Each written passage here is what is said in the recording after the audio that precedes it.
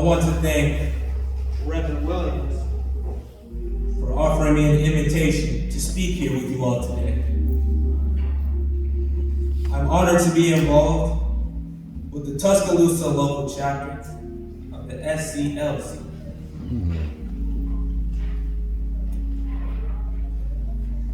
I was asked to speak on the subject of how my generation views Dr. Martin Luther King Jr.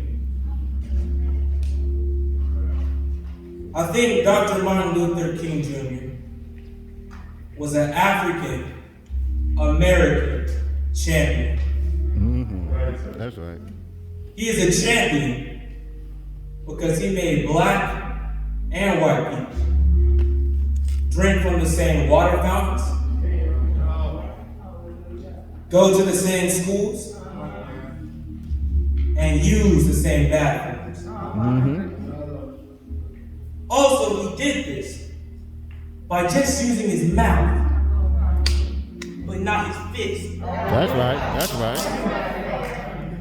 He was extraordinarily determined. From a young age, he felt strongly that separation of the races and unfair treatment was wrong. He was determined to do something about it. Now this is where I'd like you to pay close attention.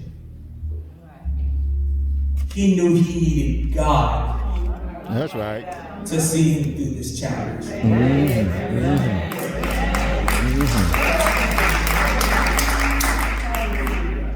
Philippians chapter 4, verse 13 says, I can do all things. All things. Through Christ, which strengthens me. Through countless marches, speeches, meetings, and negotiations, he pushed toward the mark of justice. Yes, he did. I respect him because he gave up so much for future generations. My generation. That's right. Because this man stood. I can go to any school with anyone I like. I can go to restaurants through the front door instead of the back door.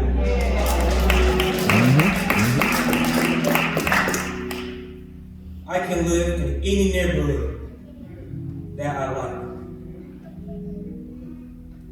Now do you see why I call him a champion? Because he and others like him pushed forward. The rights that we received were of the utmost importance because they were human rights. Do you know that he contributed to my parents having the right to vote? Don't you know he had to pray? This man of God endured jail time. And guess what he did in jail? He wrote letters petitioning for the rights of his people. In case you want to look them up, those letters are called the letters from the Birmingham jail. Yes, I appreciate all that he and others like him sacrificed for my generation and for those to come.